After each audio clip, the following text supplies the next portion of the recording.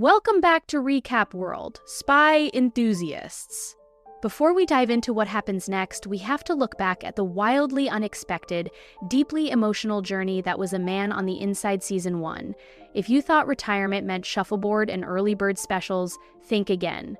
Hit that subscribe button, buckle up, because we are going deep undercover at Pacific View. Our story kicks off with Charles Niewendick, a recently retired college engineering professor, trapped in profound isolation 1 year after his wife Victoria's passing. His days had devolved into the same, lonely routine of crosswords and quiet reflection, leaving him feeling adrift and dangerously distant from his daughter, Emily.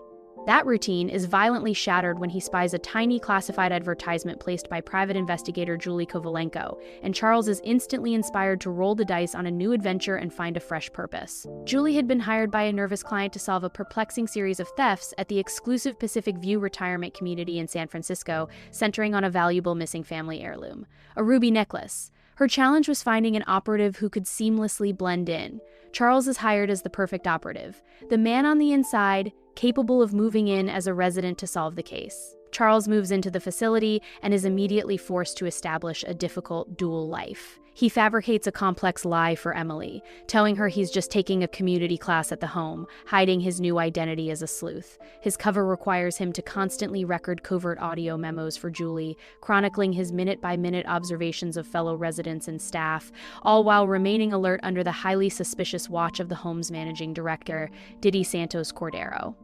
The constant threat of Diddy realizing he is not who he claims to be provides persistent, low-level paranoia throughout the early episodes, challenging Charles's every move.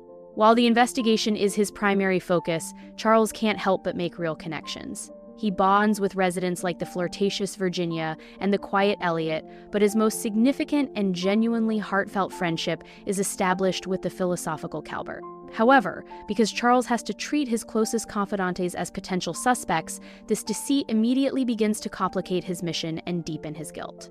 The mystery quickly escalates beyond the missing necklace when a second item, a watch, is stolen from the community.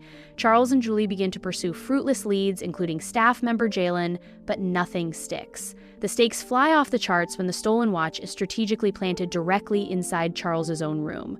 This maneuver is designed to create the chilling illusion that the mole is now hunting a conniving criminal mastermind who is onto them, heightening the tension significantly and making them feel vulnerable as they realize the thief might be playing a much deeper game. The high-stakes espionage plot then forces Charles into an emotional crisis. His investigation leads him to the facility's memory care wing, often called the neighborhood.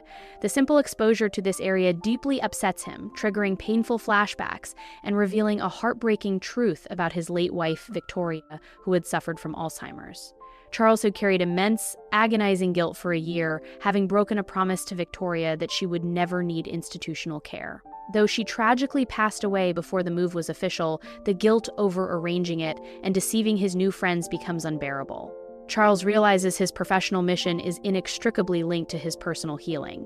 This emotional reckoning gives Charles the crucial perspective he needs to solve the case. He realizes the person responsible for the missing items isn't a nefarious villain or a mastermind, but resident Gladys Montrose. Here is the monumental twist that changes the entire nature of the series. There was no crime at all. Gladys was not acting out of malice or greed. She had been mistakenly taking items including the ruby necklace, the stolen watch, and a peculiar collection of approximately 40 salt shakers as a tragic result of confusion caused by her developing dementia. The discovery turns the heist into a deeply human drama. Charles, drawing on the compassion he found while finally confronting Victoria's memory, chooses to ensure Gladys receives the specialized care she needs, personally facilitating her transition to the memory care facility.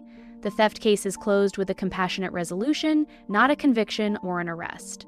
With the case solved, Charles is forced to face the ethical consequences of his deception. He reveals his true identity as a mole to the Pacific View residents. This confession causes initial distress and palpable rejection, particularly from Calbert, who feels deeply betrayed by his closest friend. However, the authentic connections Charles forged ultimately prevail.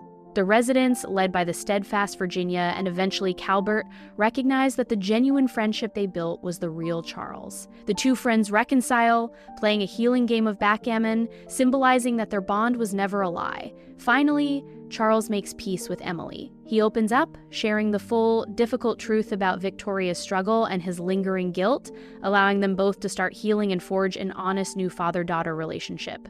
Charles has found his new purpose. He demonstrates his transformation by giving a guest lecture at a university, cementing his renewal. But the adventure isn't over. The season concludes with a classic cliffhanger. Julie calls. She has a new case, one she admits is impossible, and she needs her man on the inside. That means Charles Wendick is officially back in business. What an incredible run, filled with more heart than heist. If you loved this deep dive and are ready for Season 2, make sure to hit that like button, subscribe to the channel, and tell us in the comments what impossible case you think Charles will take on next. See you in the next recap!